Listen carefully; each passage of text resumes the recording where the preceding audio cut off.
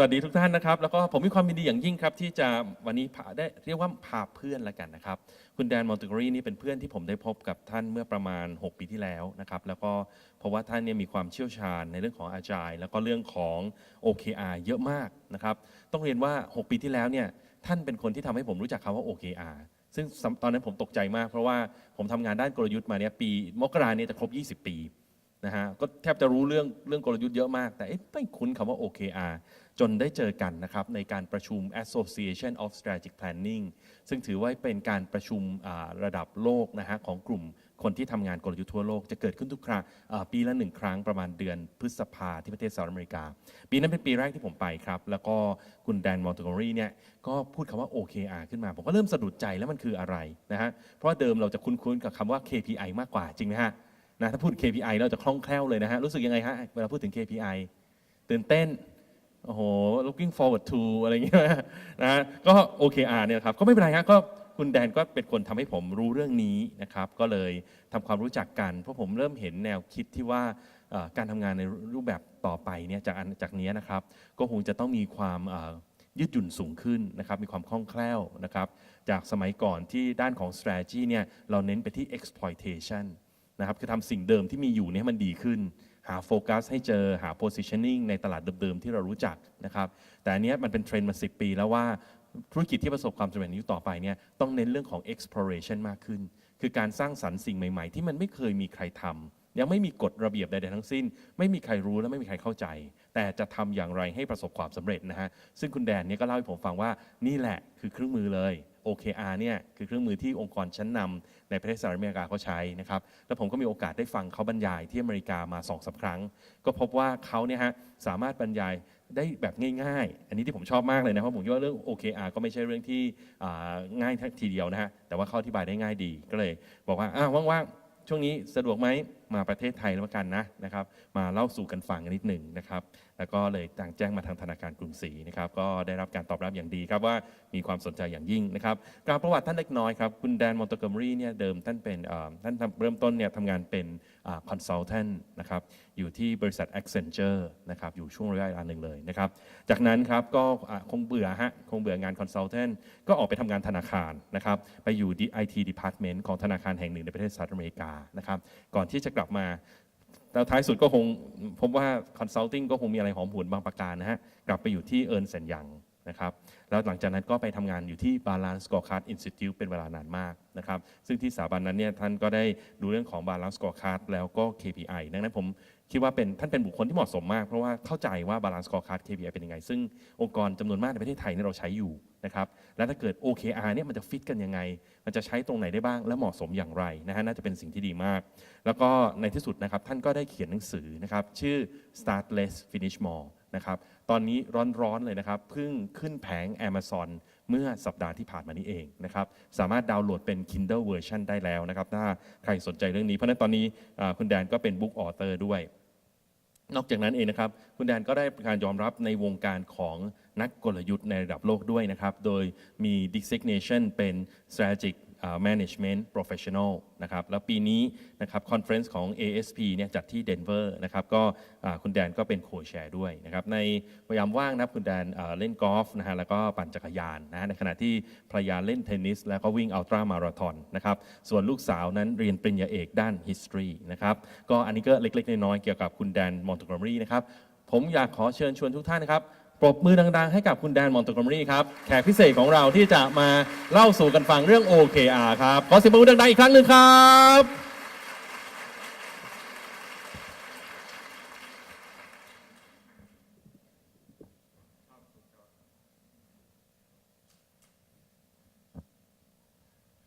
สวัสดีครับผมดีใจมากที่ได้มากรุงศรี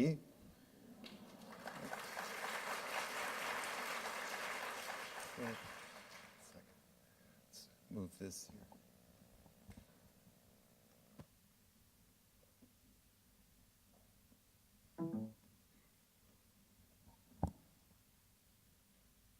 Okay.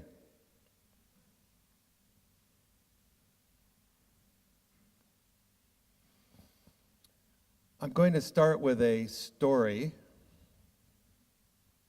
And this story goes back to the year 1894. In 1894, in large cities all over the world, the way that they moved goods and people around was with horses, right? So if you look at New York City in 1894, there were 1.5 million people living on the island of Manhattan. They estimate that there were between 150 and 200,000 horses working every day, and that was how people moved around. They didn't have the subway yet, they didn't have buses, everything depended on horses. So one of the unintended consequences of having 200,000 horses working the streets every day was about 1 million kilograms of horse manure. So this is a story about planning and making predictions about the future and how difficult that is, because there was an urban planner in 1894 who estimated that at current growth rates, by the year 1920, there would be 20 feet of horse manure deep all over the island of Manhattan, 20 feet deep. So obviously, they couldn't allow that to happen. So the urban planners got together in New York City that year and had a conference and talked about a number of urban issues, including the horse manure problem. They weren't able to come up with a solution. It just seemed absolutely impossible. So they all gave up and went home. Meanwhile, the thing that the urban planners were not paying attention to was that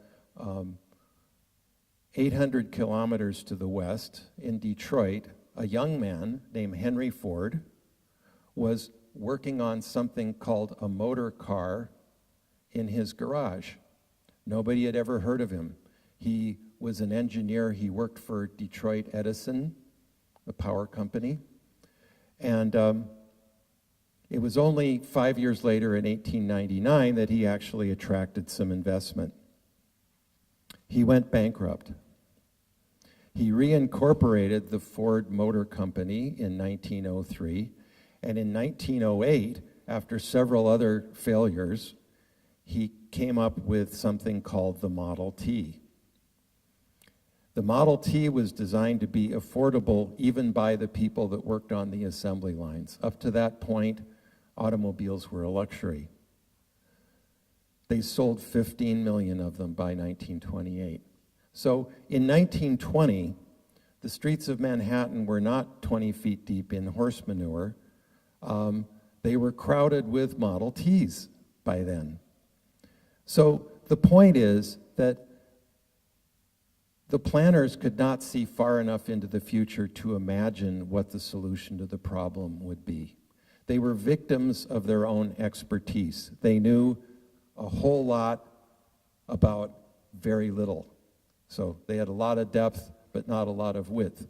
There was a organizational psychology professor at Harvard called Chris Argyris who called this skilled incompetence. Or as Suzuki Roshi, the great Japanese Zen master, said, in the beginner's mind there are many possibilities, in the experts there are few. So what does this tell us about strategic planning? Another great strategy professor, Henry Mintzberg, who teaches at McGill University in Montreal in Canada, came up with this idea, which tells us why we need strategic planning to be more agile. So in the beginning, typically what happens is senior management goes off, often with a consultant like Tanai or myself, and we talk through all of the issues and come up with a new strategy. And that strategy is designed to go 3 to 5 years into the future. So Mintzberg calls that the intended strategy. But what happens afterwards? Well, we put it all into a plan. We write it all down in a document. So that's our deliberate strategy. Now we're ready to implement the strategy. but look what happens. Well, something comes in from the side that we didn't expect. And then a whole lot more things come in from the side that we didn't expect. So finally, a lot of the strategy that we developed, the intended strategy, is not realized.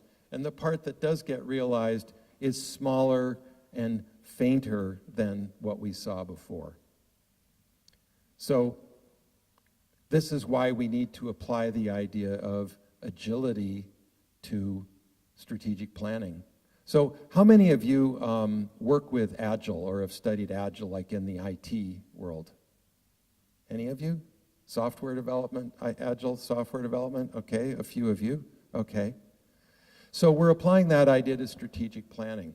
So how would that work?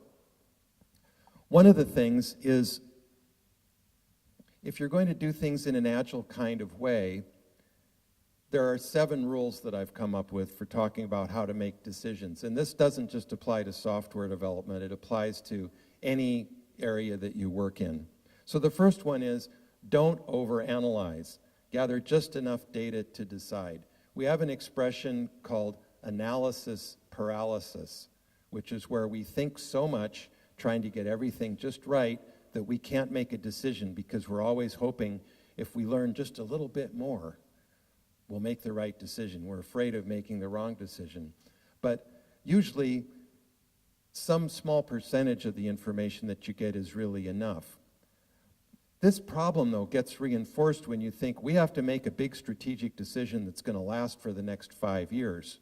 So the idea with OKRs is we're in a fast strategic learning cycle. We can try something for 3 months. If it doesn't work, we try something else. So there's less risk involved that way. So don't overanalyze. The second rule is don't try to be too precise about unknowable details. In Agile, there's a term called false precision. So, for instance, if you have certain things you're really clear about, you're designing a new product, a new banking product that's designed for young people under 30, for instance, for Thailand. You know how many people under 30 there will be 2 years from now. That's fairly easy to predict. But what the economy will look like, what their attitudes will be, are harder to predict. But if you just put them all in as a set of assumptions and treat them as all equally valid, you're guilty of false precision. So don't try to be too precise. Acknowledge when you don't know. It's okay not to know. So then what you do is create options to make a better decision further down the line. This ties back into this idea of having a shorter cycle of disciplined experimentation, learning from that, and then trying something new. So if any of you who've worked in Agile, it's very much the same idea as a sprint, except it's usually a little longer. It's typically a quarter rather than 2 weeks. The other thing is don't commit to detailed plans too far into the future. So if you could imagine those urban planners back in 1894, if they had been able to come up with a plan about what to do with all the horse manure in the streets and decided exactly what they were going to be doing in 1900, 1910, 1920, those plans would have been useless by the time that they actually started. So when your assumptions change, your plans need to change. And so part of that is deferring decisions until the last responsible moment. In English, we call this kicking the can down the road, and usually that's something you're not supposed to do. It means you're not taking responsibility. But in fact, it's better to wait until you've actually got more information before you make the decision. So then the final two are about who should make decisions. So in an Agile context, you should make decisions centrally, like for the whole company, if it's a decision that you only make very infrequently, like we decide we're going to go into a new country, or we're going to go after a new kind of a customer, or something that impacts the whole organization, like a new accounting system, or something where there's a great economy of scale. But if none of those conditions apply, then what you want to do is decentralize. Don't make all the decisions from the top down, because no matter how smart senior leadership is, they're human, and you can't process enough information to know everything. So let people who are closer to the operations, closer to the customer, make decisions, which means you need an organization with a very high degree of trust. A way that I look at leadership in an agile context is actually very old. You may have heard of Sun Tzu, wrote a book called The Art of War about 2,500 years ago. In China, it was a period called the Warring States, and he was what you could think of as an early strategy consultant. So he would go around and talk to these various warlords about military strategy. So he wrote this book called The Art of War, which there are many versions of this book out, and he addressed the art of war to what he called the sage commander. So that was the wise leader. How does a wise leader behave under uncertain circumstances? So what he came up with was this. The wise leader should have in their mind a very clear understanding of what their intent is. What is the outcome that they want? And they need to communicate that to all of their troops. But once they've done that, then the rest is iterative. You need a flexible adaptation, in his case, to the morale of his own troops, the morale of the enemy, changing weather conditions, the landscape, all of those kinds of things. You can't predict those things in the future. So instead of foresight, it's insight. You need to be able to understand things on the spot. So in order to do that, you need to be willing to challenge your own assumptions and opinions about what's going on, and do that on a regular basis. So he called this avoiding fixation, like a fixed mind. So here's another way to look at it. Strategic thinking, what he's talking about. Does anybody know who this is? It's Miles Davis. He was a great American jazz trumpet player. So to me, strategic thinking, it's like jazz. You have to have a feeling for it.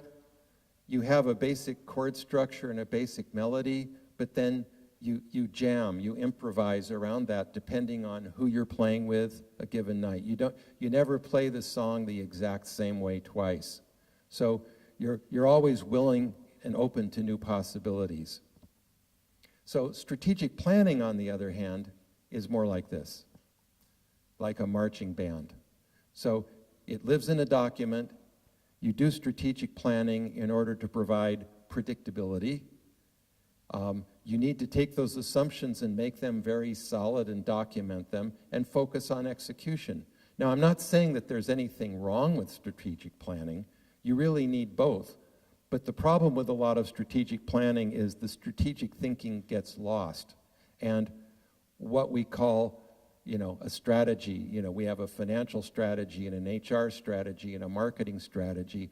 Often they're really plans. They're really focused on milestones and very operational kind of objectives. So strategic thinking is something that's always open to new possibilities. This is a slide that I borrowed from the Scaled Agile Framework, which I've had training in. So a couple of terms here are really important. In Agile software, they use the term waterfall, and they say the waterfall is a bad thing. In waterfall development, what you do is you do a business case for a project, and then you analyze everything involved in the project. You design the system, you do all the coding, and then you test the entire thing. So what's going on here is that, let's say that project takes 2 years. So what we've done is we start off at this point on the left, and we say, okay, this is the direction we need to go, this lower line. And in the meantime, what the customer understands that they want, or what we realize we're actually capable of providing, changes. And it's almost as if we're in a sailboat and we decided to go this way, but the wind is pushing us this way. So if we don't change course, if we don't tack occasionally, we're not going to end up where we're trying to go. So the problem, particularly in very complex industries, including banking, is that often the customer doesn't really, they can't tell you what they want until they see it. Like, I did not know in the year 2006 that I needed one of these. Henry Ford himself said, if I'd asked my customers what they wanted, they would have asked for a faster horse, right? They didn't understand the possibility of an automobile until they saw it, and then they went, okay, good. I don't have to take care of the horse. I just buy gasoline. That's actually easier. So that's another reason for agile development, because it gets you into a faster conversation with your customers so that you see what they want. So this is the exact same concept in design thinking, because I know some of you are working with design thinking here. You're in frequent contact. Try something, get feedback, fast feedback cycle. So back to the idea of strategic planning, let's talk about what goes wrong with strategic planning. So again, strategic planning, what we're doing is projecting what we think the world will look like 3 to 5 years in the future, which we've already established. The more certain you are about what the future looks like, the more likely you are to be completely wrong. The more certain, the more wrong. So inevitably, any plans we make based on those assumptions need to change. So the underlying cause of this is what's called predictive hubris. So hubris is a Greek word they originally applied to the gods who were too proud, and then that led to a fall. And this term predictive hubris comes from General Stanley McChrystal, who's an American general who was in charge of special forces in Iraq. So what was going on in Iraq was, the United States came in with, the biggest military machine in the world, lots and lots of troops, lots and lots of equipment, and Al-Qaeda was running circles around the Americans. They couldn't predict where they'd show up or what would happen. So the United States military had to learn from Al-Qaeda why were they being so successful. And that was because they were responding to opportunity as it arose. They were working in small teams that were decentralized. So a small group of terrorists could decide, okay, we're going to go blow up this hospital. They didn't need to check with headquarters before they did that. And so the US military realized we need to be more like Sun Tzu. We need to iterate based on what's actually showing up today. So General McChrystal wrote a great book called Team of Teams, which explains the whole process that they went through. And so the key message from this is you need to see any strategy that you come up with, it's a hypothesis. It's not something that's proven. You need to apply the scientific method to see what works, and also recognize that what works today may not work tomorrow. So these are 3 problems with strategic planning that I've seen. I've been doing strategic planning for about 20 years. So that's the first one. The plans don't keep up with change. So what happens is this big document that we've created that's got all of these detailed plans becomes what I call shelfware. It gathers dust. You can put plants on it and it'll absorb the water if the pot leaks. That's about what it's good for, because if it's not informing the decisions that you're making every day, it actually becomes an obstacle. So the second problem that I've seen is poor buy-in and commitment from the employees. The Gallup organization did research for what they called the State of the American Workplace, which was just published last year. And they found that only a third of non-management employees understand what the goals of their company are. or what the company stands for. They're just doing what they're told to do, and they don't know why.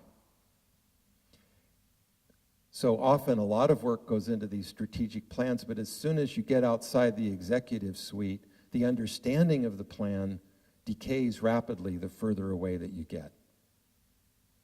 So the problem is just taking a top-down approach, because every employee in a company, if you go into one of your bank branches, the tellers in the bank branch have a really good idea how the customers are feeling. They're the ones that are having the feedback. If you have technology that doesn't work, or a process that's awkward or cumbersome, and you're the teller, you're the one who's going to hear about it. So that information needs to feed back up through the organization so that you're utilizing the collective intelligence of the whole organization. So the solution to that is to get employees more involved in the goal setting. So that's the second one. The third one is what I call initiative overload. And that comes from the idea of over-planning. So often I'll go off to a hotel or a resort with a management team, and they're away from work. We come up with all kinds of bright ideas about what we're going to do, and we take on too much. We bite off more than we can chew. And that's where the idea for calling my book Start Less, Finish More comes from, because what we've learned is that we have this idea about multitasking. We think, oh yeah, I can take on all of that. I'll do a little bit of this, and then I'll do a little bit of that, and I'll do a little bit of the other thing. That's not actually the way we work. You can't do more than one thing at a time. Your brain gets very focused on the one thing, and then when you switch to the other one, you have to rearrange your thoughts. And that takes time. It takes energy. Our brain actually takes a lot of energy to operate. And so every time you do what's called context switching, you lose something. And if you do that all day, you actually become much less productive.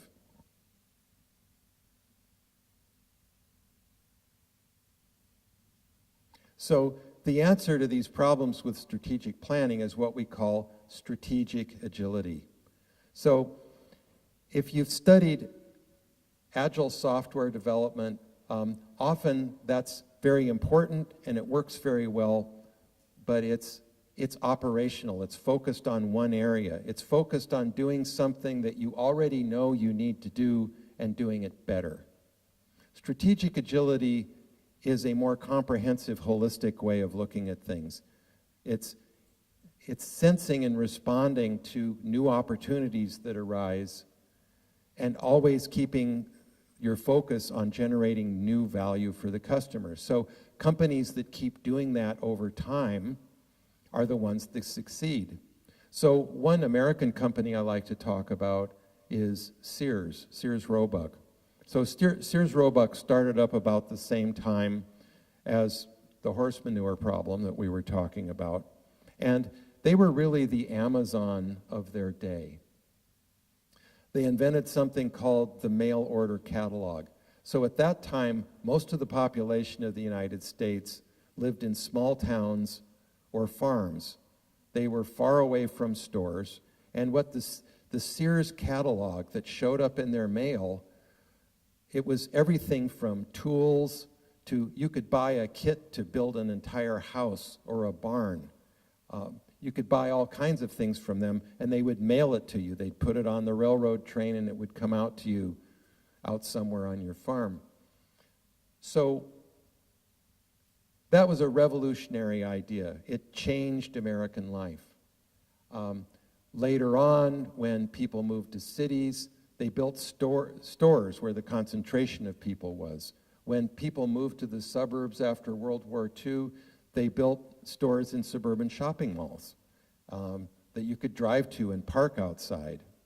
They invented the first credit card that gave you points and you could get cash back. That was called the Discover card. So Sears, for the first 80, 90 years of their existence, they were strategically agile. We didn't use that term in those days, but they kept adapting to how their customers were changing and creating new value for them. But then they stopped. They got taken over by an investment fund that was very focused just on profits. And so they just, if they weren't profitable, they just started cutting. So they've gone from a couple of thousand stores down to just a few hundred now. So they quit being agile. Customers no longer go there. They don't compete with Amazon. And so they're losing business. So they'll probably be bankrupt within a year or two. So that's an example of not being agile. So let's talk about OKRs now. OKRs are the engine of strategic agility. They are the way that you actually implement strategic agility. Because remember, we can't predict the future. We need to continuously learn what's providing value for our customers, and OKRs are the way to do that. So OKRs have 4 benefits. The first is it gives you very fast feedback on your strategy. So the whole organization is able to learn more quickly. And that's because an OKR you could think of as a very short-term experiment. You're very clear whether you succeeded or not. It's okay if you didn't succeed as long as you learn from it. That's one of the great cultural values of Silicon Valley, and they really mean that. So it's fast strategy feedback and learning. It's also simple and very easy to teach. You know, I worked with Balanced Scorecard for many years. It's a great system, but it's too complicated. You have to predict too far into the future. You end up with lots of objectives, lots of measures. And I used to teach Balanced Scorecard for about 15 years until I was teaching a Balanced Scorecard training course in San Jose, California, which is the middle of Silicon Valley. And I had people there from Intel and HP and eBay and a lot of those big companies. And they'd come because they were curious about Balanced Scorecard. But by the end of the week, finally, one of them said, you know, this is a great system, but it's too complicated. Our world changes too quickly to do this. I can't take this back to Intel. We need something that goes faster. And I started thinking, yeah, that's a problem. I'm no longer providing value to my customers by teaching them Balanced Scorecard. And I went back and talked to a lot of people I'd trained before, and I said, tell me how what are you really doing with this? And the ones that had succeeded because they simplified it. I notice a lot of you have shirts that say, make life simple, all right? That's what we want to do with OKRs, make life simple for ourselves and for our customers. So it needs to be easier to learn and easier to do. So OKRs cascade down from the top to the bottom of the organization. So as far as how you implement it, you can start with, at the top, with very high-level OKRs, or you can start on any team and just do it there. It's a network phenomenon. You can do it that way. So it's more engaging. So typically, the way Google does OKRs, for instance, is 50% of the OKRs any team comes up with align with something that came down from the top. The other 50% are things we've decided to do on our team that just makes sense because I've got a bottleneck with your team and we decide we'll work on something together in order to improve the process. Okay? So it's much more engaging. Instead of trying to understand something that someone else told me to do, I'm actively involved in crafting the strategy for my own team. Now, I gave a similar shorter presentation this morning, and some people are saying, well, that sounds like a great idea for Silicon Valley, but we're not sure that it would work in Thai culture or Asian culture in general. Well, the fact is, this is a challenging idea in a lot of American culture, too. I mean, you know, Silicon Valley, San Francisco, those are very progressive parts of the United States. They were settled by people who came out, went through a lot of sacrifices because of the gold rush That's how the town was founded in 1849. So San Francisco has always had a culture that's much more adventurous than the rest of the country. So this is a big change even for a lot of American companies. So don't feel like, oh, this doesn't work for us because we're on the other side of the world. I don't believe that. And then finally, the other thing that has started to happen, I don't know how you do it here, but employee performance appraisal, what a lot of large American companies used to do and are quitting now, is this annual performance appraisal. So if I'm your manager, we sit down once a year and I have to do something I don't really want to do, which is give you feedback on your performance, and you might not want to hear it either. It's sort of like, okay, what does he really think of me? So it's fraught with peril, and actually nobody really likes it. So what Adobe and Google and a lot of companies have done, you still have to do performance appraisal and compensation management, but they're using OKRs more and more to create a forward-looking conversation where we say, okay, we understand the goals of the company and our unit. What do you want to do individually? So you actually ask the employee what they want to do. That's an important thing with OKRs, is they're always generated from the bottom. They still need to be approved and negotiated, but you give every employee a chance to contribute that way. So it's a more forward-looking approach, and I'll show you an example of that a little bit later. Okay, so what's an OKR? An OKR, the O stands for objective, and the KR stands for key result. Now, one thing I've understood is KPIs are a very big thing in Thai business culture. So how is OKR different from a KPI? So a KPI is like a key result. The key result is a quantitative, numerical target for success. So it's something that you can measure. But what the objective does is it tells you why you're doing it. It gives you more meaning in what we're doing. So you want to make a qualitative, aspirational, inspiring statement like, let's go to the moon together. And then the key result is, do we have the rocket ship that can get us there and get us back? Can we stay alive in this rocket ship while we're doing it? Can we keep enough political and financial support that we can make this happen? Those are the key results. Those are much more measurable. So that's how it's different. You really want both. The objective is the thing that links it to strategy. So everybody in the organization says, I see, I'm building a new application for home mortgages, and I understand how this contributes to the overall success of the bank. So that whole conversation needs to happen. So OKRs started in Silicon Valley. They started with these big tech product companies. So if you trace the heritage of it, it actually started at Intel, that makes all the chips for the computers. And then it spread to Google. There were people that moved from Intel to Google.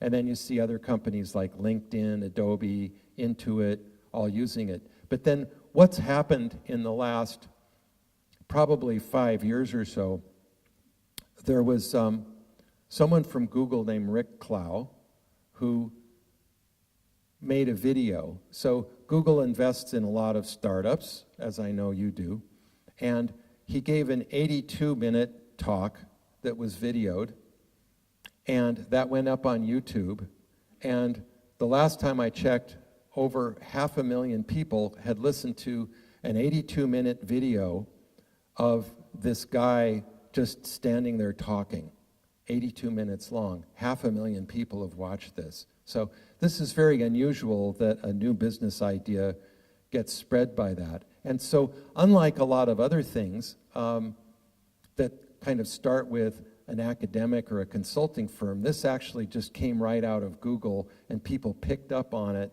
in new kinds of media. So the way this has spread has been very rapid and different. So now you can see it's spread out of these product industries into a lot of service industries like banks. So ING Bank was an early adopter of it. Down at the bottom, the Charities Aid Foundation is a client of mine. They're in England. They're actually a bank. They're a bank for nonprofit charities. They provide services like checking accounts, lending, all those kinds of things that you do as well, but they only do it for nonprofits. I've worked with Sunswept Resorts, which is a wellness resort in the Caribbean. The City of Denver Finance Department, you can see they're in retail like Target and Kroger. So everybody's finding a way to use OKRs in different kinds of ways. A little bit on the heritage of where OKRs came from. It's actually a new take on an old idea that goes back to 1954. Peter Drucker, who is one of the famous gurus of management, just died a couple of years ago. He was the one who coined the term knowledge economy and knowledge worker.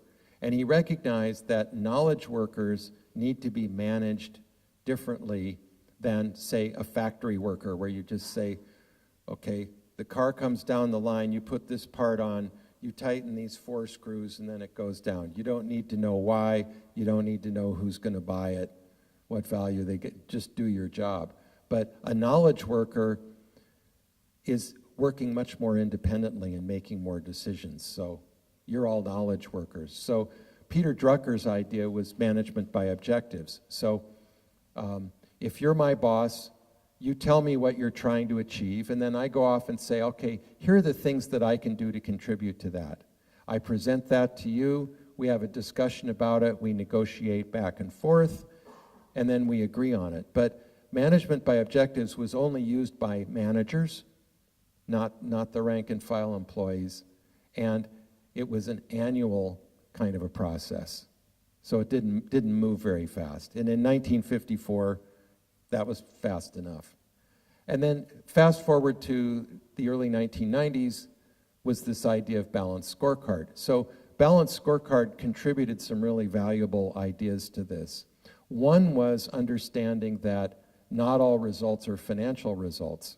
The financial results come from satisfying a customer in a profitable way. So you've got finance, but then you've got this perspective about, well, what's valuable for customers? And in order to satisfy the customers, we really need to be good at certain critical business processes, whatever they are. So that's the third perspective of process. And then the fourth one is really about people. And Kaplan and Norton called that learning and growth. So there was these 4 perspectives, finance, customer, process, and learning and growth, that it's a holistic model of strategy and a holistic model of performance. The other thing the balanced scorecard did was to recognize the importance of what we call intangibles. So the way that it used to be, if an accountant is going to look and say, what's the value of a company, you would look at property, plant, and equipment, and then if someone would pay more for the company than what the property, plant, and equipment was worth because it's a going concern, they called that goodwill. So in 1980, if you look at the Standard & Poor's 500, about 80% of it of the value, the market value, were things that accountants could count, those hard assets, and 20% was goodwill. So by the early 2000s, that had completely switched. 80% of the value of your company is intangibles. It's what's in your head. It's what's in your heart. It's the ability that you have to work together, the systems and processes, the intellectual property, and all of those kinds of things. So in a modern economy, the assets walk out the door every day and go home. So it's very different from an industrial kind of environment. So now I'm going to talk about how do you implement strategy in an agile kind of way. So there's 5 steps that I'll go through here. Assess, focus, commit, act, and learn. So the idea with this cycle is at the level of the entire enterprise, this cycle might happen, you might have a focus that goes for the next 3 years. If you're at a team level, it might only go for 3 months. So it varies depending on how agile you need to be in your function. So I'll go through each one of these in order here. So the first one is assess. So assess is answering the question, what are the opportunities in the market? What are the risks in the market? The disruptions that are going on? And how well are we able to address those? What are our strengths? What are our weaknesses? So a SWOT analysis, if you've ever done one of those, is really the final step of that.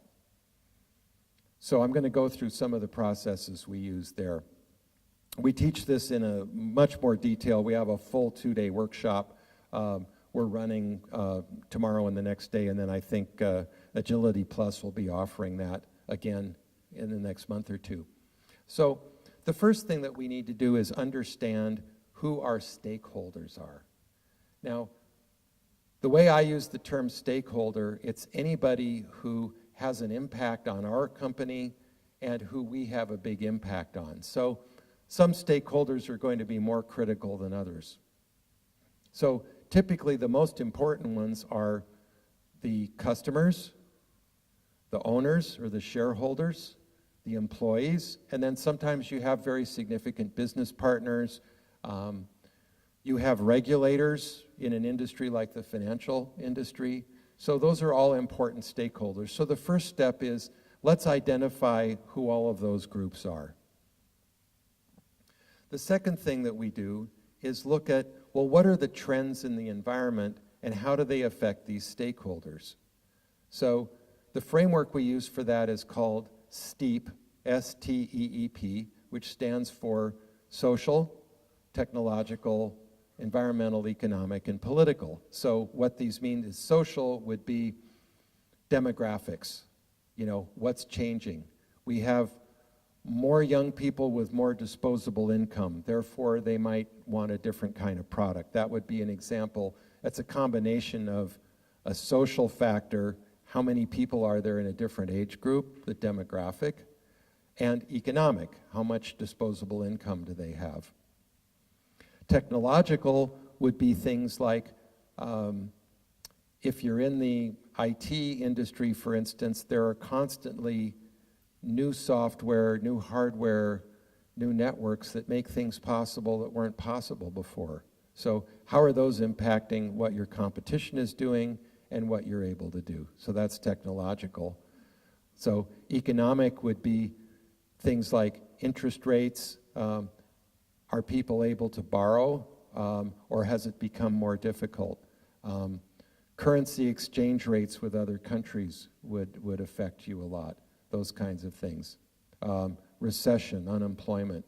Environmental would be things like, nowadays we're seeing a lot of environmental risk from climate change.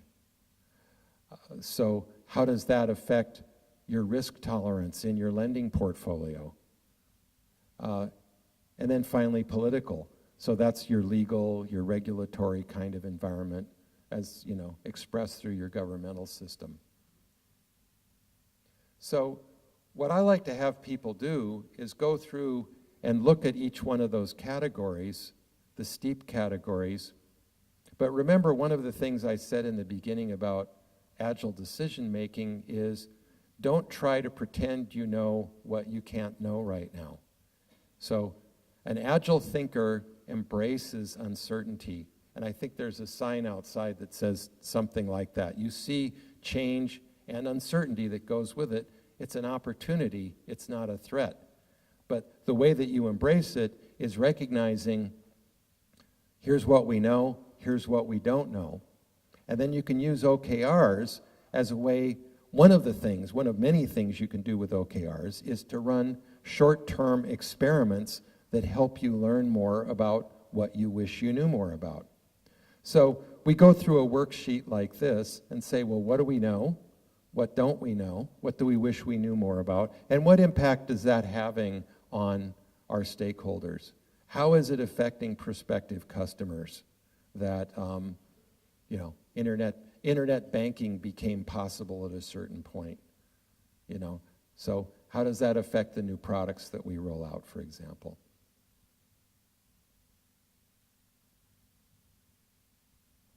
So I want to talk a little bit about SWOT. How many of you have ever done a SWOT or know what a SWOT is? Anybody? A few of you? Okay. The problem with SWOT is that they arranged the letters in a certain order so that they could pronounce it. And there's a problem with that because the best way to do strategic thinking is to go from the outside in. Look at the people you're trying to serve. Look at the world you're in and then say, okay, how do we respond to that? But one thing I realized, I've done a lot of strategic planning sessions and we'd say, okay, it's time for the SWOT. So, okay, SWOT, let's start with S. What are our strengths? And somebody'd say, well, we have great people. We have great technology. Our customers love us. Okay, that's great, but you could have the best people in the world, your customers could love you, and if some other bank comes up with a better product, your customers, even though they love you, they will leave you. So don't start with strengths. The strengths are only relevant relative to opportunities and threats. What are the things that are going to enable us to seize the opportunity that we see out there? So you can't pronounce it very well, but it's Atsu. So start with the opportunity. What are the exciting possibilities? What does going to the moon mean for us? What would that look like? And you could do that on the level of the whole bank, or you could do that on the level of any team you're in within the bank. And I'll show you an example of that. Start with that, but then there's risk, there's threat. Look at that next. So that's why I draw the arrows this way. And only then look at strengths.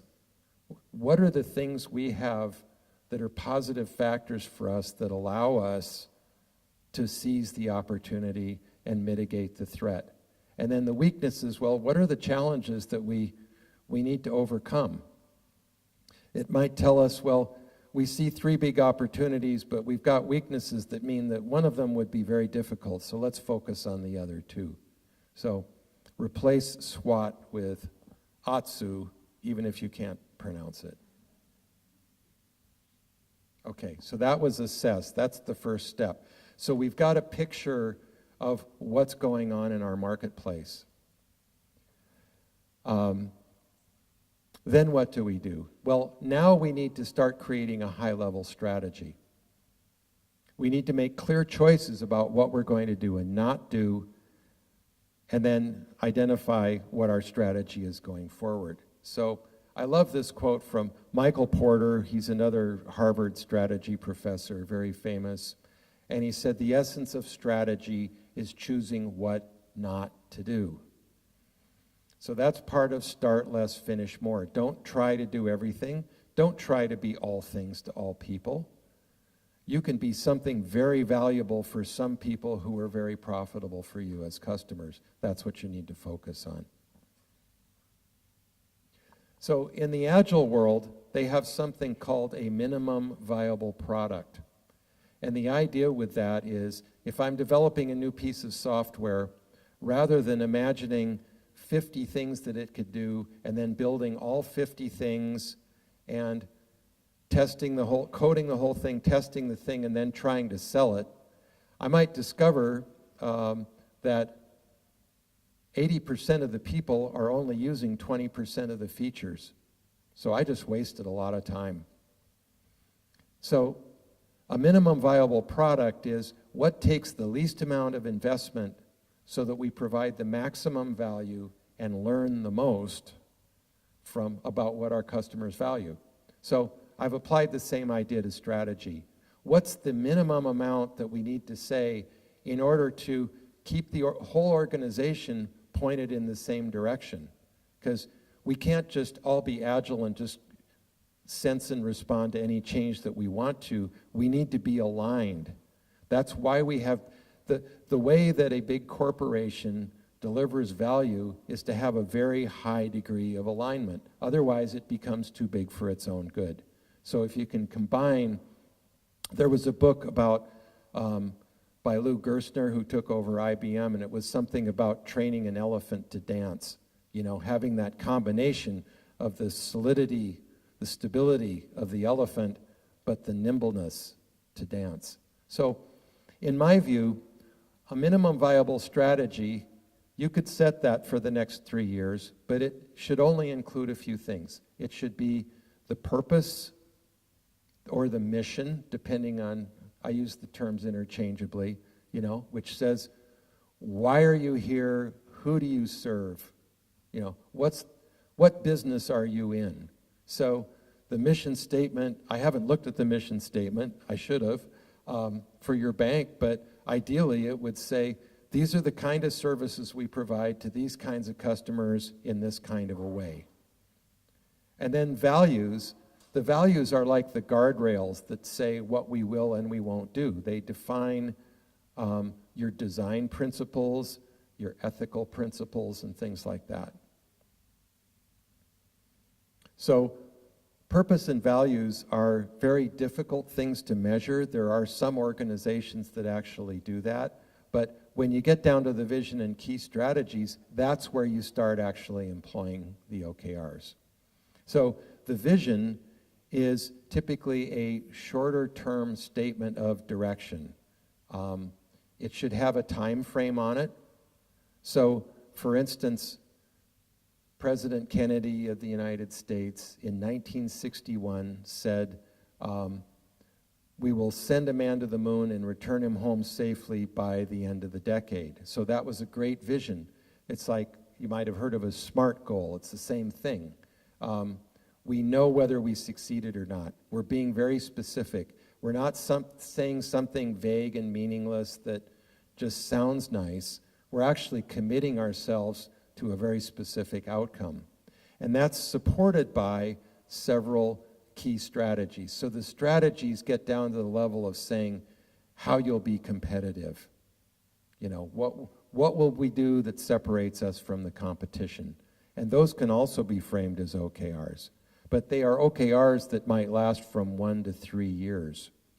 But it would still have the objective, go to the moon, key result, get the rocket there and back, keep the astronaut alive, get the political and financial support to keep paying for the whole thing. Those are all key results. But that was a project that took 8 years, from 1961 to 1969. So this is another way of looking at it. You can see the values and the purpose kind of permeate everything that everybody does. So that's an example of something that needs to be centralized. Every employee in the organization should understand what the purpose and the values are. It affects everybody's work from top to bottom. But then the vision and the strategies and below that goals and projects can all be framed as OKRs. So I use the term altitude a lot. So the vision for the whole company is a very high altitude OKR. And then if you're at the level of, we're a user interface design team in the IT department, that's going to be low altitude, but all of them fit together. And they fit together in what we call a cadence. So you have the enterprise goal setting, which is a longer process. You could think of this as kind of like the orbits of the planets. You know, if you get out to Jupiter or Neptune, they're very slow. They take a long time to go around the sun. But Mercury goes around really fast. So it's the same kind of idea. You do a fast cycle inside of a bigger cycle inside of a bigger cycle. So this is the example of what President Kennedy said in 1961. So This has all the elements of an OKR because it's strategic. You know, the reason it was strategic at the time was America was in what was called the space race with the Soviet Union.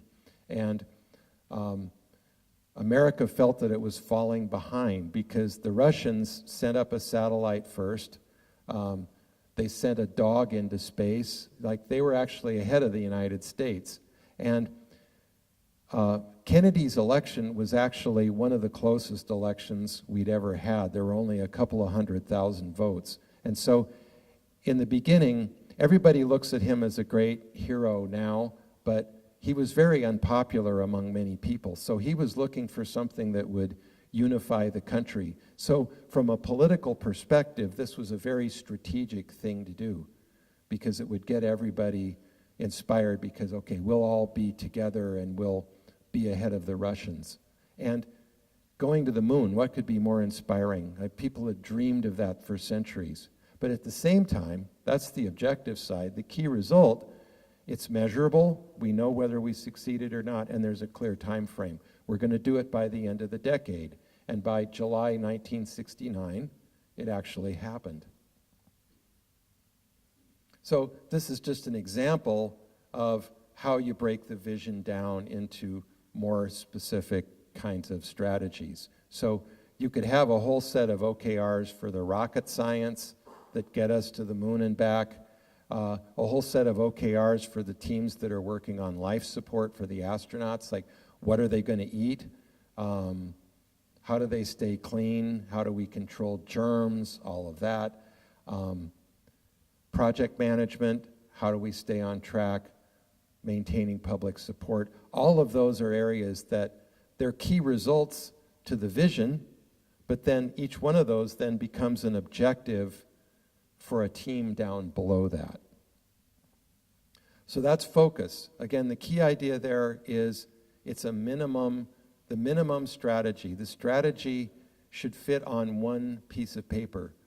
Put it on a poster and put it in the lunchroom, put it in the canteen so everybody is reminded of it. Put it in the meeting rooms.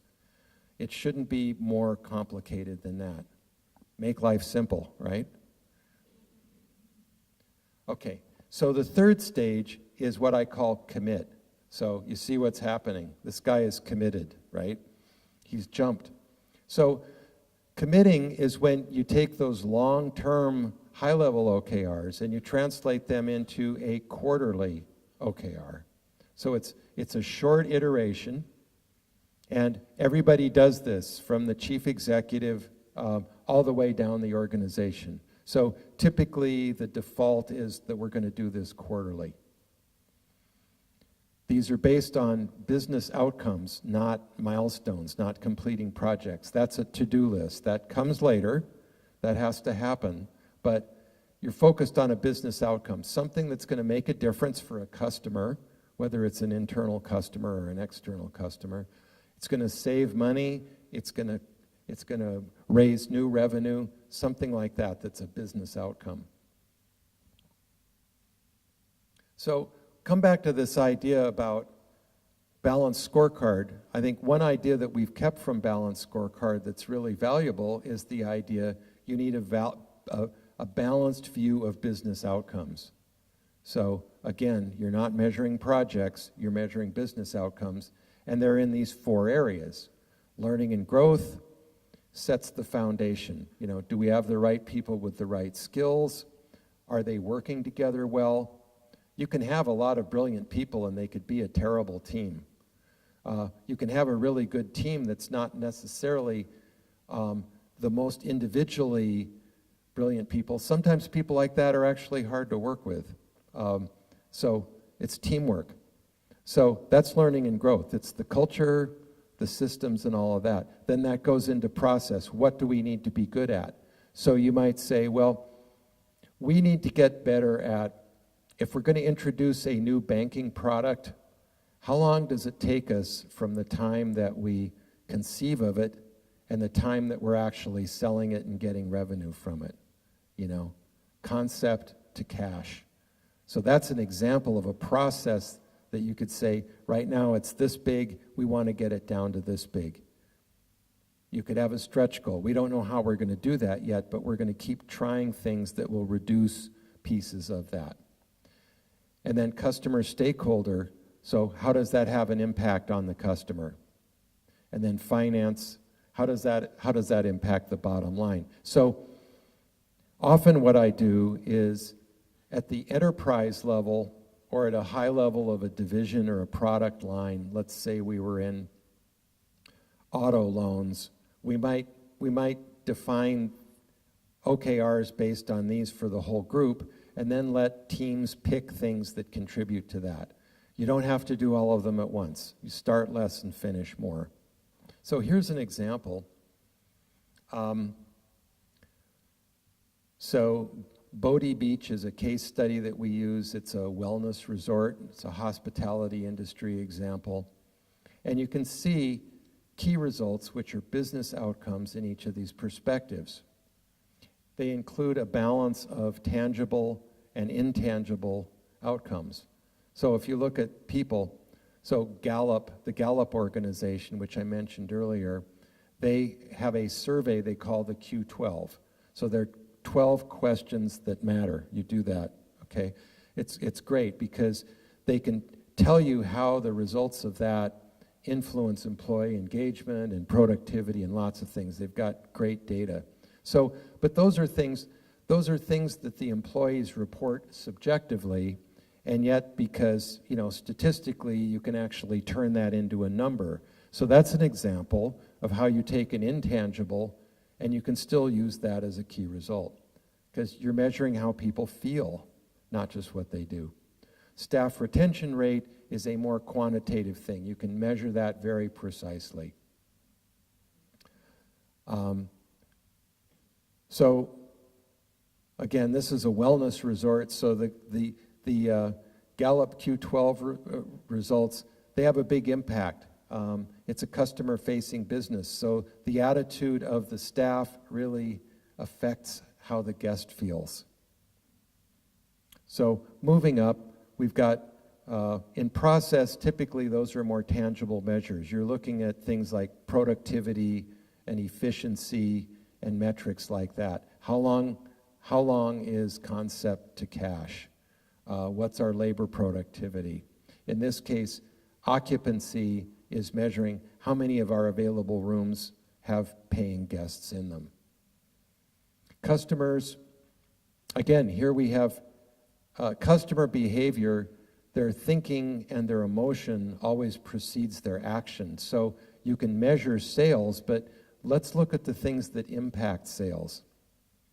Net Promoter Score, I don't know if that's something you use here. Yeah, so it's, do I like this bank so much that I would recommend it to people that I like, my friends and family? I'd say, I got a great deal on a mortgage, you should go talk to them. So that's Net Promoter Score. In the hospitality industry, they live and die by TripAdvisor ratings, which again, it's the customer can go in and just express their opinion very freely, whether they liked it or not. And I'm active on TripAdvisor, and if you lodge your opinion with TripAdvisor, they give you points, for expressing your opinion, which who doesn't like that? That's great. It's great fun. I can say I liked it, I didn't like it. So those are all, again, they're quantitative measures of intangible factors of how people feel. And then, so finally you get to financial. That all translates into what kind of a daily rate can we get for the room, how much revenue are we making per available room. That all contributes to profit. So that's an example of how you mix tangible and intangible kinds of results together. Again, something that we borrowed from Balanced Scorecard. But again, we're talking about business outcomes here. We're not talking about finishing projects. So this is an area in OKRs where there's a little bit of confusion. The most popular book that's been written about OKRs is by John Doerr, who is a venture capitalist who worked at Intel, And then he went to work at Google. And so he took OKRs to Google and really developed them the way that they're known today. Some of the examples that he gives really early on in Google's life, they're actually milestones. Sometimes that's the best place to start, but when I work with people on implementing OKRs, I always ask them, okay, if you're saying, okay, in the next quarter, I'm going to get this project done. The question I ask is, why are you doing the project? What is the result of the project? So if you're doing the project in order to improve customer experience in your online banking, that's what I want you to measure. I don't want you to measure whether you got the project done. That's just a means to an end. So we get to that in the next step. That's still important. As we say, that's where the rubber meets the road. That's how you move forward. But you have to define the objective and key result, the business outcome first. So here's a few guidelines about how to make OKRs. So there's a lot of variation about how many OKRs people have per team. So for my book, for instance, I interviewed someone from Google. So all of the teams that he works with, they're all project teams developing new technologies. So everything they do is new. I did something for the city of Denver, near where I live in Colorado, the finance department. So they have a lot of what we call business as usual. Almost everything they do is routine, you know. We have to close out the month. We have to start the new month. We compile these reports. We audit. And all of that happens on a very regular cycle, and they're very busy. So for them, I just said, just start with one. Just do one thing that moves you forward in a strategic direction, and the rest of the time I know you're busy. But these teams at Google, some of them have up to 7 OKRs because everything they do is new. There's nothing routine in what they do. So typically I say start with only 1 to 3 OKRs per team, but it really depends on what kind of a team it is. With objectives, feel free to be poetic, inspirational. You know, you can use all kinds of crazy words if you want to, you know, like build an awesome website. As long as the key result has to tell you what awesome actually means, but you can have fun with the language. You want to be inspiring. Then the key results, quantify it. And I'll talk a little bit in a minute about balancing key results. I think I'll save that. And as I said before, it's a 50-50 mix. 50% should directly support a higher level OKR, and the other 50% should be things that from where you sit, you just think need to be done. At Google, they actually do more. It's 40% top-down and 60% bottom-up. And there's a reason why Google does that, because Google is not, it's not a normal business like most of us work in. They make ridiculous amounts of money off of AdWords. And so they are their own investment bank. So they're constantly looking for new ideas that they can fund internally. So they want, especially their engineers, they want them coming up with new products all the time. So they have more of an emphasis on bottom up. You might have more of an emphasis on top down. It really depends on what's right for your organization.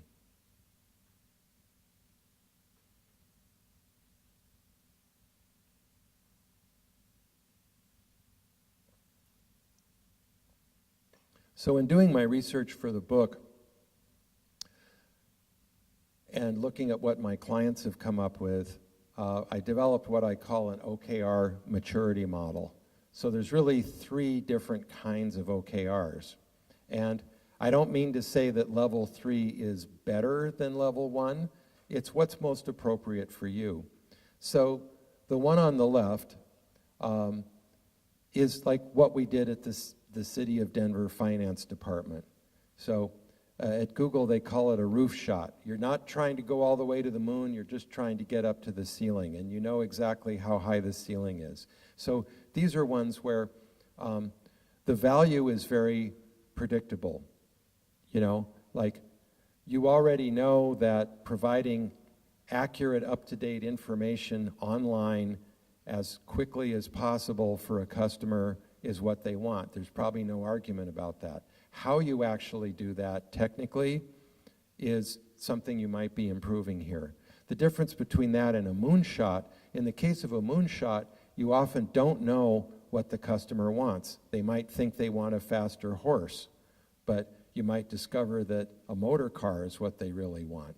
So a roof shot is something you can make a more firm commitment to. A moonshot is more of a stretch goal. It's more aspirational. You don't know how you're going to get there, so you need to spend more time trying things. If they don't work, talk about, well, what were the assumptions behind what we tried? What have we learned from this? How could we do it better next time? So as you move to the right on this spectrum, you need a higher degree of dialogue and trust, good conversation on the team. And then finally, what I found with talking to Google and a couple of other firms, they've moved beyond the idea of having a quarterly framework, because some things take 2 weeks, some things take 6 months. And so they move more quickly, and there's less emphasis on running it all up the line and confirming it. Much more focus on peer-to-peer commitments, because these are organizations with, the gentleman at Google, he called them people with a self-challenging personality. They always want to get better. So that's where that fits. And so you might find in your organization, some teams should be doing roof shots, some should be doing moon shots. The more routine the function, the more likely you're going to do a roof shot. But if you're an area like marketing, where you need to try new things all the time, more likely you should try moon shots.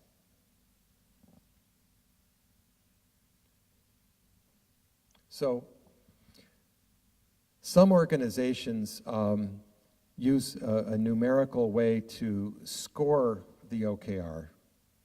Some don't. So the first method is what's called binary scoring. So did we get there or did we not get there? So the answer, it's either yes or no. If you're doing stretch goals, yes or no makes sense if you understand exactly what yes means. So that fits with the roof shot. The moon shot, you don't actually understand exactly how far you need to go or what the trajectory is going to be. So Google developed this kind of scoring where they said, if you set out an OKR, when you develop it, define 3 points. Define what kind of a over-the-moon example, like what would be wild success beyond your dreams. So that's 1.0. What would be a disaster? That's 0.1. And then what they say is the ideal average ought to be 0.7, which means we don't expect you to succeed all the time. We expect 70% success.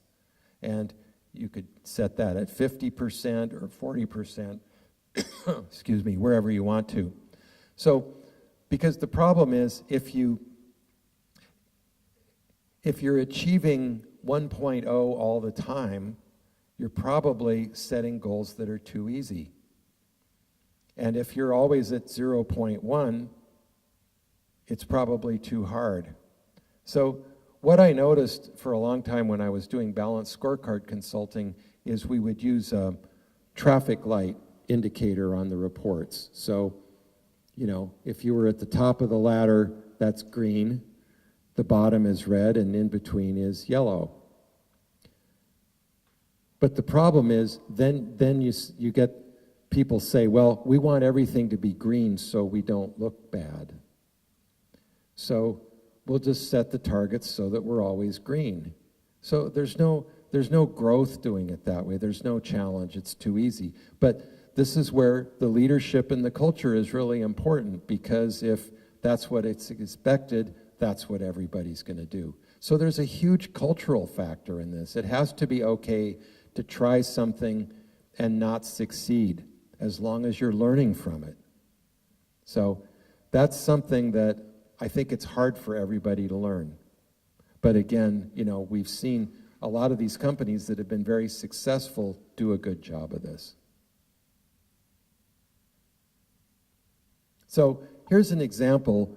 You need to decide when you want to use the binary scoring or the stretch goal scoring. So we saw this slide before. Let's look at the strategies. So get the vehicle from the Earth to the moon and back again. Would it be okay if we were 70% successful on that? No. You only made it part way back. That doesn't count. So that's binary. You either did it or you didn't do it. Same thing, keeping the astronauts alive. Same thing. There's a little more room on the other two. Project management, the project, keep it ahead of schedule. Well, the project could have fallen behind schedule and they could have done it 6 months later and said, well, 1970 is the end of the decade. They could have shifted the goalpost a little bit and still achieved getting to the moon and back and keeping the astronaut alive. So that's more of a stretch goal. And the same thing with public relations.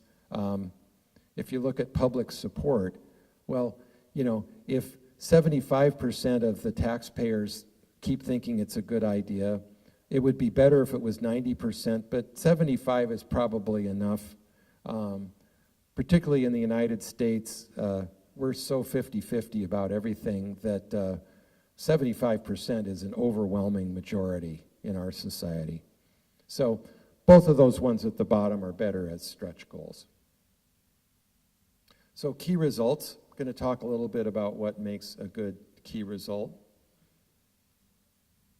So it should be strategic. I've said this before, but I keep repeating it because this is the hardest thing to get right in OKRs. So I always challenge people, if you're measuring a milestone, this is not a to-do list. Keep asking why you're doing it. What impact will it have on your customer? So that's what makes it strategic. It needs to be specific, okay? It's quantitative. We can measure it. Even something like Net Promoter Score, it gives us a way to measure customers' feelings. Gallup Q12 measures how employees feel about working here. Transparency, I haven't talked about that yet. The organizations that have had the best results with OKRs, it's because they're very transparent about it. At Google, if you go into the employee directory, they don't have a job description. If you want to learn about me at Google, you see what my OKRs are. You see what I'm working on. You see what I'm trying to achieve. That's a different way of looking at it. But they're all transparent because if I'm looking at that and I see, oh, Tanai is working on something similar and I don't even know Tanai, but I'm going to send him an email and say, hey, let's have coffee and talk about that. Maybe we could collaborate on it. So that's actually led to a lot of success from unexpected places, the transparency. So a lot of companies using OKRs have a software system that makes everybody's OKRs visible to everyone else in the organization. And then finally, you want the key result to create positive behavior. One of the problems with having a measurement culture, people often say what gets measured gets managed. What's being measured influences our behavior. If you know that this is what they're paying attention to. So the example I talk about here, why is there a chicken on this slide? So this is a famous story in measurement circles. So a guy named Mark Graham Brown, who's a measurement expert in the States, had a client. So they were a fast food chain that sold chicken, fried chicken. So they decided, our all right, we need a productivity measure for our shift supervisor. You know, they've got a team working for them, and how are we going to measure how successful they are? So the accountants said, well, we want to control how much chicken does not get eaten and has to be thrown away. So the rules of this game are that once you cook the chicken, it sits under a heat lamp, but if it's sat there for more than half an hour, you have to throw it out. It doesn't taste as good. It might not be healthy anymore. So that's health department regulation. The problem was that was the only measure for the shift supervisor. So I'm in there, you know, and typically these people are very young, you know. I'm 19 years old. I have people who are 16, 17, 18 working for me. I'm on the evening shift. We close at 10 and it's 9:15. How is this going to influence my behavior? Well, the smart thing to do is quit cooking chicken. The problem with this is it's a direct conflict with the brand promise, which, remember, is fast food. So I've decided to quit cooking chicken, and then all of a sudden two vans full of hockey players roll up, and they all want chicken. And I don't have any chicken because I don't want to get blamed for wasting chicken. It's safe for me not to cook chicken. And they come in and they say, okay, we want 2 big buckets of fried chicken. And I say, well, that's fine. You'll have to wait 15 minutes. And they say, no way.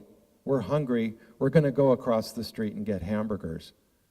But that doesn't matter because nobody's measuring it. I don't get any black mark on my record because I lost a customer. Nobody even knows that it happened. But I didn't waste any chicken. So chicken efficiency. Chicken efficiency is how much of the chicken we cook gets sold. So that's become, you know, our favorite term for a stupid measure, a measure that creates behavior that we don't actually want, chicken efficiency. So here's a better example of how to do it. So our objective here is we're running a hospital and we want to improve the efficiency of the hospital. So if we just did a chicken efficiency kind of approach, we'd say, well, I'll just say what's our revenue to cost. So we have nurses, we have orderlies, we have administrative staff, and we want to just make sure that we collect as much money from the patients as possible relative to what we're paying out in salaries.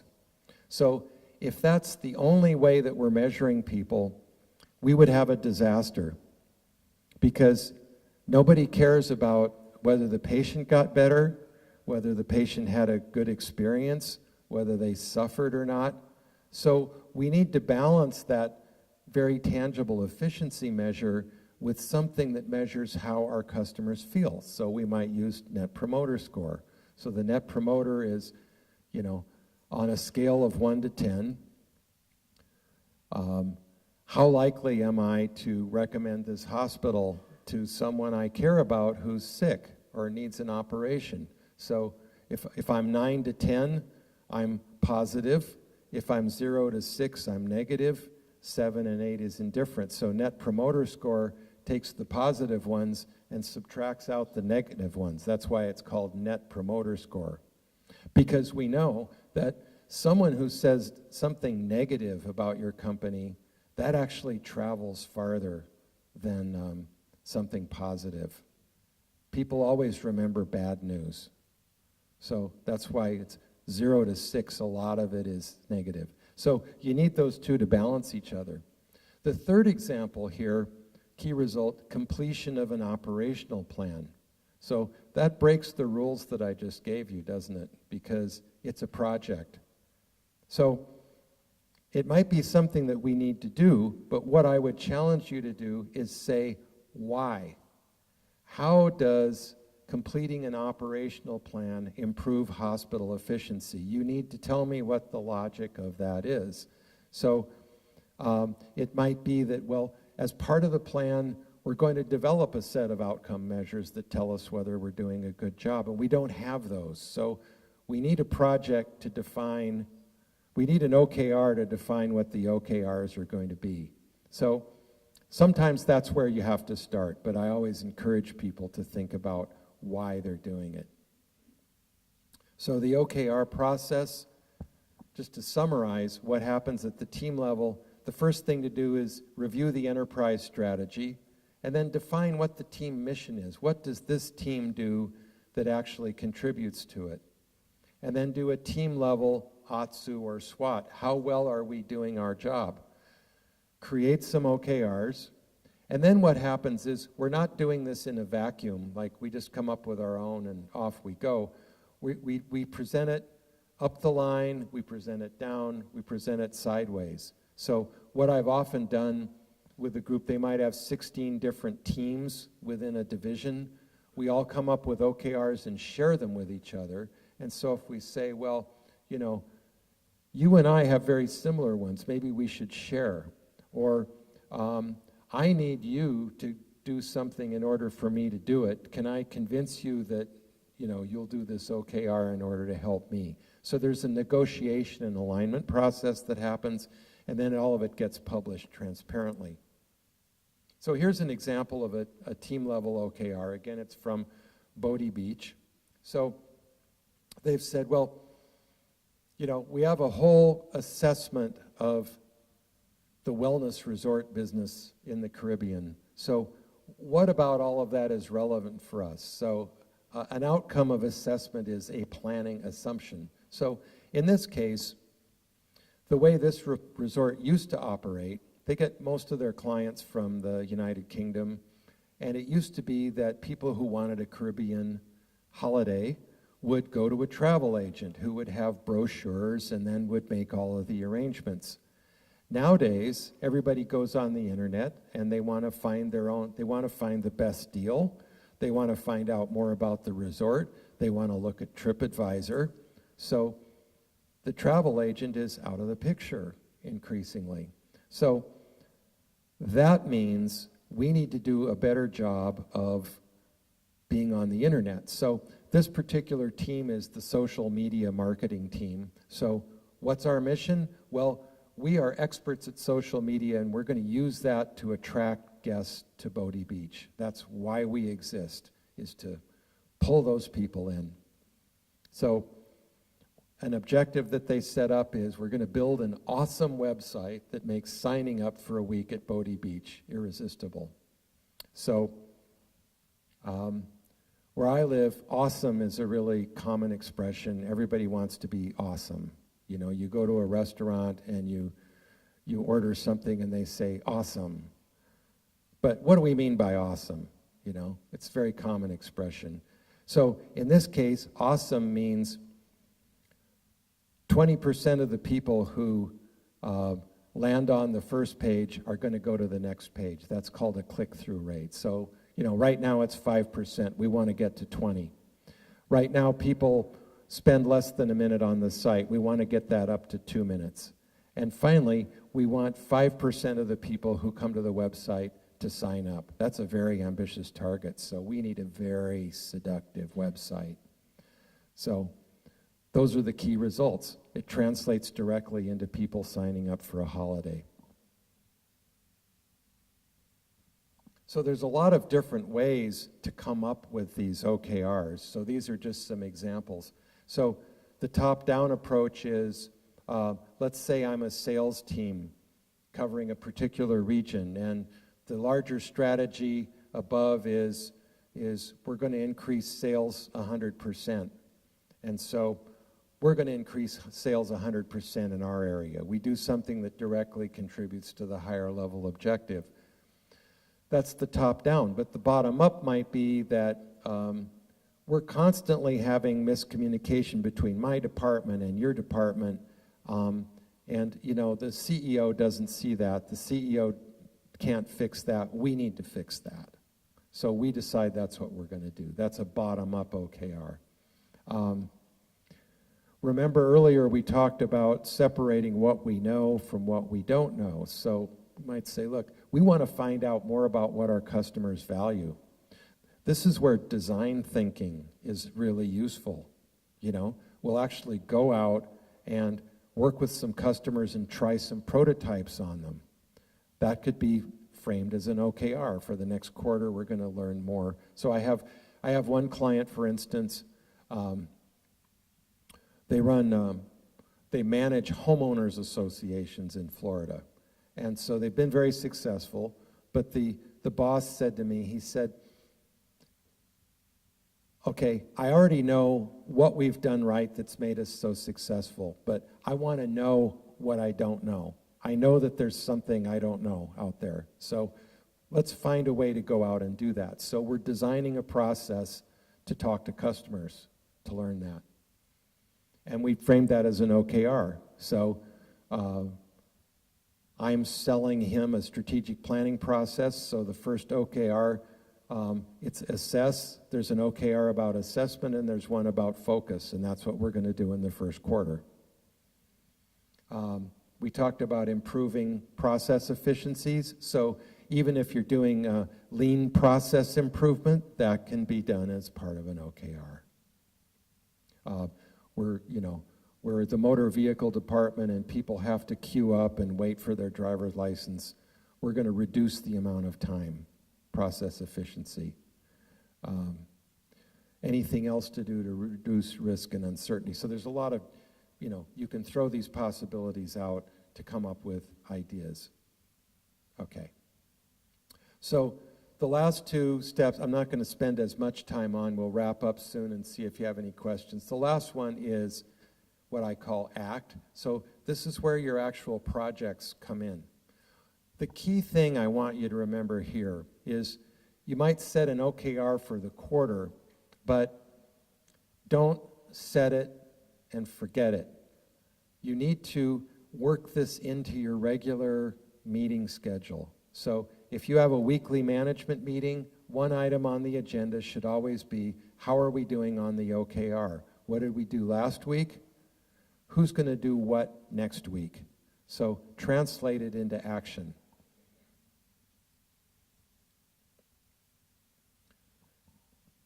So one of the things we've learned from the world of Agile is that the way we do business plans has really been all wrong. Like back when I went to business school, when you evaluated a project, you'd look at the time value of money. So getting something done further out in the future is less valuable because we're applying a discount rate to it. But in fact, that's actually not enough. That is some of it. But if we delay introducing a new product by 6 months, a lot of other things can happen besides the fact that the revenue comes in later and we discount that. We could have a competitor get to the market sooner. And so we never, ever get the customers we thought we would get because the competitor got them first. So this is just saying that not only are we delaying the realization of profitability, we're actually reducing the amount of revenue, and yet our costs will be the same. So delay could actually eliminate all the profit on this. And the way we used to teach business cases didn't acknowledge this, but this is increasingly the way that we look at things. I have already covered this, but this is the idea, the myth of multitasking. So this is back to why I call the book Start Less, Finish More. You can't really do more than one thing at a time. Our brains only focus on one thing at a time. We're very good at switching from one thing to another. If we're surprised and we have to change, yeah, we do that. But if you do that, you're interrupted constantly all day. You get to the point where your productivity gets down to zero, particularly if you're trying to do a complex task. You have to spend some time getting your mind focused on it. And then if the phone rings and you're pulled away, it takes a while to get that back. So that's why the Agile people have this term, they minimize work in process. So we pay a lot of attention to team flow with this. So what makes a team work better are 4 of these things. It's agency, which is a term that we use. It's kind of a new term saying, I am able to make decisions and take charge of my situation within certain bounds. I understand what I'm able to do. I don't have to run every decision by somebody else. I can actually, our team can decide to do it this way. So that's agency, the ability to be an active agent. Minimal distractions, okay? We're just going to focus on 1 or 2 things at a time. We're going to get immediate feedback so we don't go too far down the wrong road before we realize we need to backtrack and go somewhere else. The objective is very clear and measurable, as we've been talking about. And finally, we have a high level of trust on the team. So why is this important? It's important because we're saying it's okay to fail. That's revolutionary. So if we have a low trust environment, I'm going to make sure that I don't get blamed for anything. So I'm not going to take any risk. I don't want to hear any feedback. I don't want to give you any feedback either. We're all just going to play it really safe. In a high trust team, you can have a deeper conversation with more information.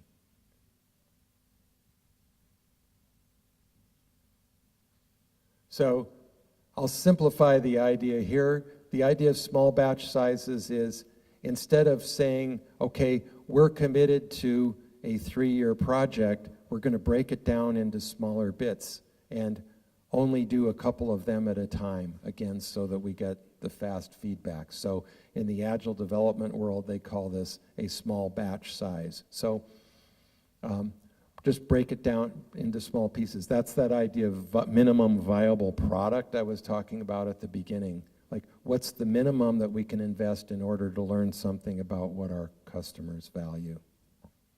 And often the way that this gets represented is with Kanban boards. So this came out of Japanese manufacturing. So it literally means signboard, as I understand it. If anyone here knows Japanese and that's wrong, please tell me.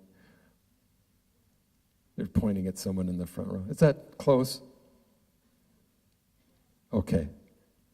So the idea is you create these small bits of work, you put them in the backlog, and you prioritize them.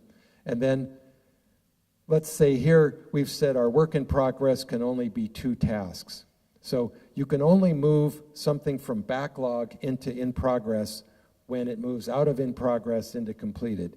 You're not allowed to be working on 3 things at a time. You can only work on 2 things at a time.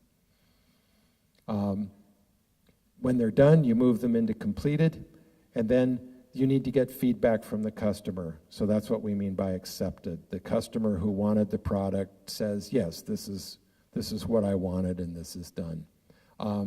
I run my own business this way using Trello, which is a free software package. You can create your own Kanban board. You can change the columns if you need to. I have one where I often send something out and then I'm waiting to hear back. So I have one called pending response. And then I can move it back into in progress once I hear back from the person, because I put a lot of proposals out. So I'm done. There's nothing more I can do until I hear back. So that's Kanban. So that's a great way to make work transparent to the whole team. Okay, so final step is called learn. So I love this quote here. It's from a book called Execution, about strategy execution. So in a knowledge business, dialogue, it's the basic unit of work. A lot of times I hear people say, I'm in so many meetings I can't get work done. But the fact is, meetings are part of the work. These conversations are where you get feedback on what's going on, you decide what to do, you talk about how you're going to do it. If you're a knowledge worker, meetings are work. They're not something separate. So we need to recognize that. So at the end of each cycle, having a learning conversation is really important. So we do something called an after-action review, and we look at these questions. Okay, we had a key result. Did we get there? If not, it might have been because we actually didn't do a good job of setting the key results. They were unrealistic. Or maybe something else got in the way. Something happened that we didn't expect. What do we know now that we didn't know then? And based on that, what do we do next time? Should we keep doing this? Should we stop doing this? Do it a little differently? What should that be? So those are the agendas for learning conversations. This is a really easy thing to skip at the end of the cycle, but don't do it. I mean, the learning is what helps you get better. So then you set a better OKR. You revise your assumptions. So, and then just a little bit, I already really covered this, so I won't belabor the point, but what we've seen is all of the major consulting companies, a lot of the big tech firms have all gone away from this backward-facing annual performance review, and instead they use OKRs. So you're looking forward. So the manager shifts from being a judge to being more of a coach. So it's like, okay, here's what we're trying to do. What do you propose to do? How can I help you do that? So that's treating the employee as a knowledge worker, as more of a grown-up. They're responsible for making their own commitments and moving forward. And just this quote from Josh Bersin at Deloitte. So the organizations that went to quarterly from annual, they were 3.5 times more likely to be in the top quartile of business performance. So that's why you're seeing IBM, Microsoft, Deloitte, PwC, all these huge companies they're managing employees this way now. General Electric. So just a little bit here on what makes a team effective. I can't emphasize enough, if you're going to have this kind of high quality dialogue, they did a study called Project Aristotle at Google where they looked at their own teams. This is a group called Rework within Google, and all they do is study the best ways how teams can work together. And they publish the results for everybody to look at, so you can go see this on the internet.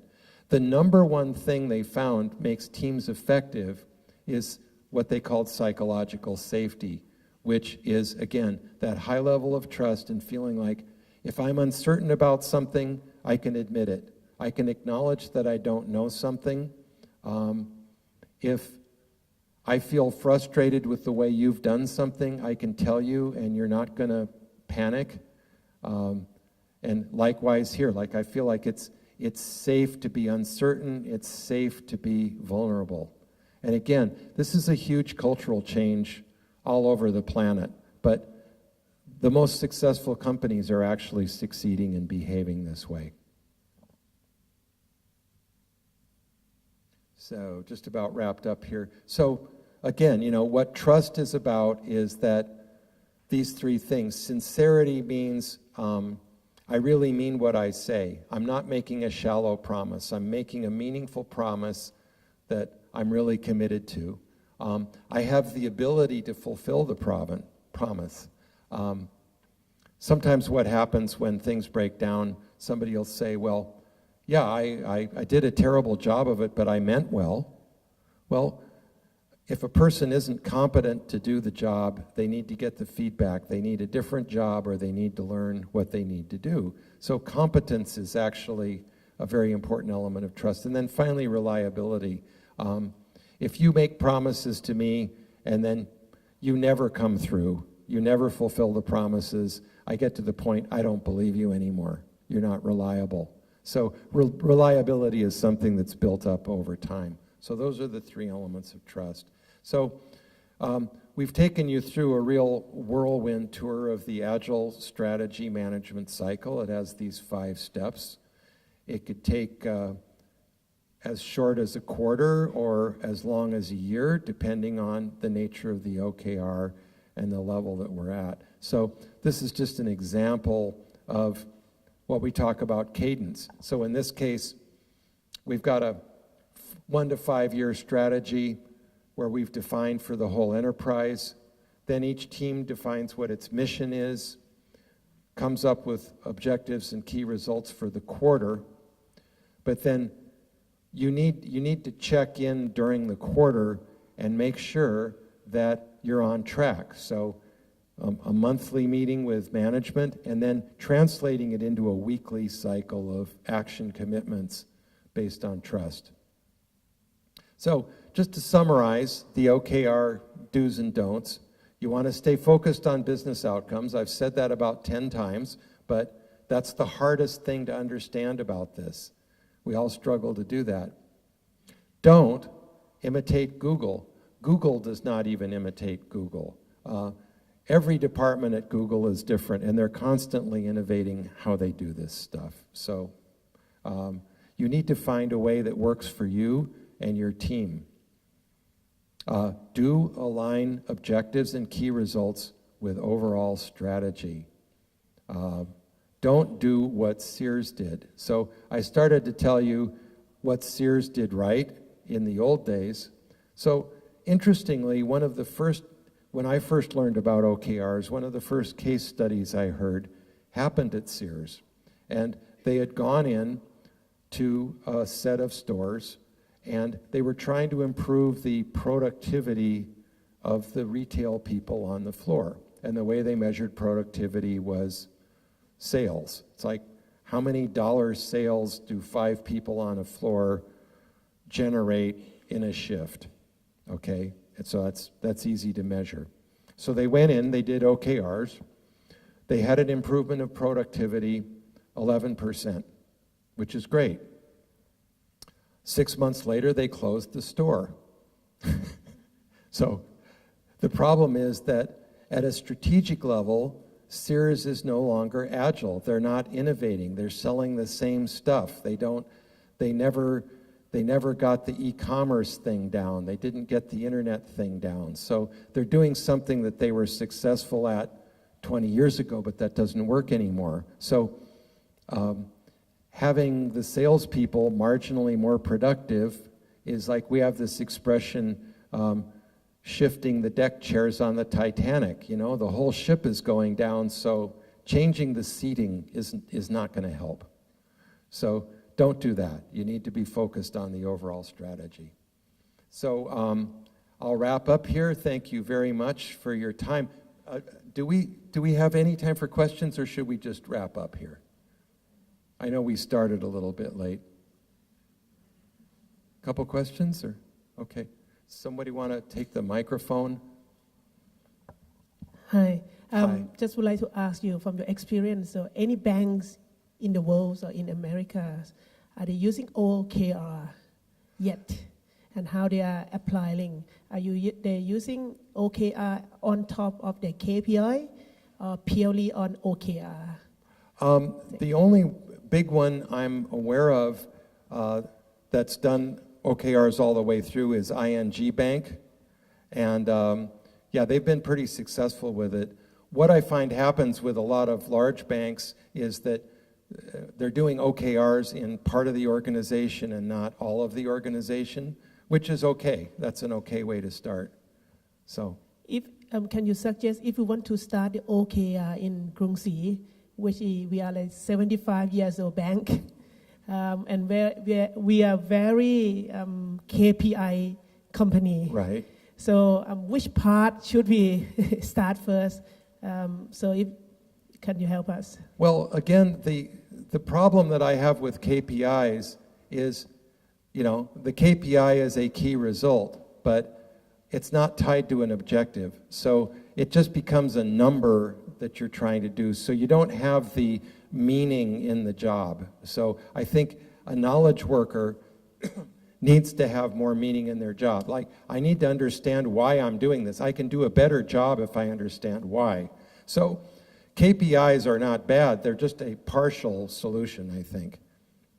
The one exception would be there are certain things you just have to do, or you're out of business. So I call that a health metric. So you might have KPIs around compliance, for instance. It's like, that's binary. If you don't do that, and it's bad, and that's not going to change. If there are no more questions, can I ask one more? Well, what do you think, people? Okay, you have the floor. Okay, thank you. Just curious in my questions. Does OKR has to come out with rewards? So if we meet, normally if we meet KPI, is normally we get 3 out of 5.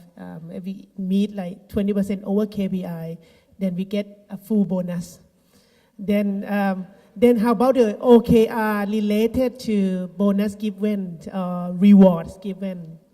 Well, let's talk about chicken efficiency. Okay. So if your bonus, you want to take that bonus home because, you want to buy a new car, a new house, something like that, and now it's time to set goals, how ambitious are you going to be?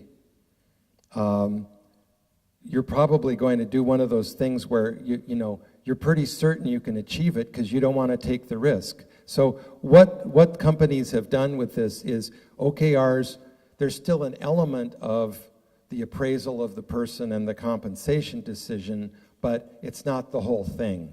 There's not an exact direct connection because otherwise people do. The term we use in America is sandbagging. It means you kind of build a defensive bulwark against the flood. So you're going to just protect yourself. You're not going to take a risk. So companies have moved away from that kind of direct connection. Okay. So I have read a lot of the, some, not a lot, few OKR cases that normally they set the goals very high. And they said some companies said that if you reach about 70%, it's fine already. Yeah. So it's normally how to set the key result. Yeah.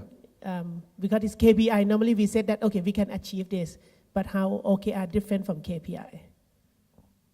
I'm not sure I understand the question. No, normally if we said that if like YouTube, they said that they need, they normally just only 1 million user use it.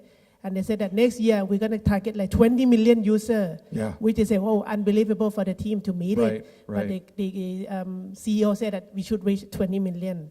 So I think at the end they got about 10 million. They said, okay, that's enough. That's pretty good. Pretty good. So how is it normally on OKR have to set it like that? Well, see, the beauty of doing that kind of a goal is if you just set a goal that you thought was realistic and you're at 1 million, you might say, well, if we can grow 10% per year, that's pretty good, isn't it? But the beauty of a stretch goal like that is you look at that and you go, we have no idea how we're going to get there. Like, all bets are off. So we're away from that roof shot into the moon shot, and we have to get better at experimenting and talking to each other and fast feedback, or we have to think out of the box or we'll never get there. So that's the beauty of the moonshot kind of idea, because that's tremendous. I hadn't heard that story. Getting to 10 million that's a 10x improvement. So even if it's just 50%, that's pretty good. Okay, so I pass to my boss. Okay. Sounds good. Okay. Before Sam take the floor, I have one question about the OKR. Because Krungsri has different kind of subsidiary, should we have the same OKR for the whole organization, or each business unit can have different OKR? Yeah, that's a good question. It depends, how diversified you are, because you could have completely different customers in one segment than you do in another one, right? So often what happens, I've had some customers who've just said, I don't even see any point. I was talking to one I was with last week where the CEO just said, they're so diversified that we could spend a lot of time trying to come up with an OKR that everybody could support, and that's probably a waste of time. We know we want to grow, we know we want to be profitable, That's all you need to know. Now go off to your area and figure out how to do that in a way that's specific to your customer, your cost structure, and all of that. So, yeah, that's an approach that actually might be more efficient than trying to start with the whole thing. Yeah.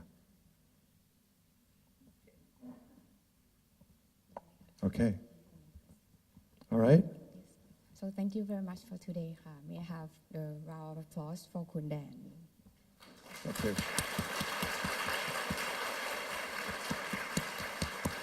Thank you. Thank you for your attention. I know this was pretty long. It's a big room. It's getting late in the day. So thank you very much. And good luck with OKRs if you decide to go that way. Thank you.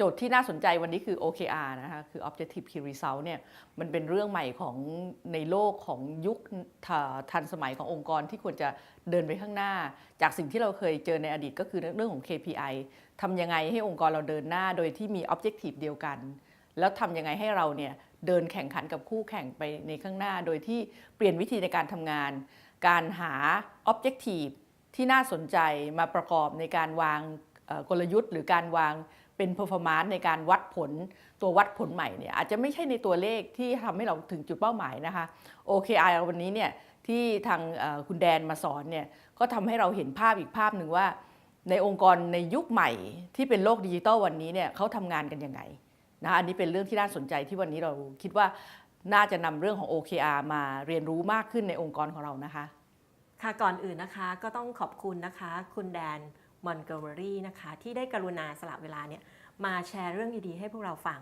ซึ่งเป็นเรื่องที่ตอนนี้โลกทุกวันนี้ให้ความสนใจเป็นอย่างมากนะคะเรื่องของ agility strategy ที่กรุงศรีของเราเนี่ยพยายามที่จะก้าวต่อไปนะคะเพื่อให้ทันการเปลี่ยนแปลงอะไรต่างๆก็คุณแดนนะคะนอกจากจะมีประสบการณ์ระดับโลกในบริษัท consultant ดังๆแล้วนะคะก็ยังเป็นผู้เขียนหนังสือ Start Less Finish More นะคะซึ่งน่าสนใจติดตามมากเลยค่ะวันนี้ก็เลยจะได้รับสิ่งต่างๆที่แกมาแชร์ประสบการณ์ให้พวกเราฟังนะคะเปิดมุมมองใหม่ๆสิ่งที่ประทับใจมากเลยก็คือเรื่องของ SWOT ค่ะที่เราเนี่ยรู้จักเรื่องของ SWOT กันมาตั้งนานแล้วตั้งแต่สมัยเรียนจนกระทั่งมาใช้ในการทำงานทั้งที่เราทำเองหรือคุยกับน้องๆให้ทำนะคะสิ่งที่คุณแดนมาแชร์แล้วชอบก็คือแค่เปลี่ยนมุมมองนิดเดียวจาก SWOT แค่ทวิสต์มุมมองเป็น OTSW คือเดิมเราจะมองจากในแล้วก็ออกไปข้างนอกใช่ไหมคะแต่โลกมันเปลี่ยนแปลงไปแล้วสิ่งที่มาแชร์ก็คือแกสอนว่าเราควรจะดู opportunity ก่อนดู threat ก่อนแล้วเราค่อยกลับมามองข้างใน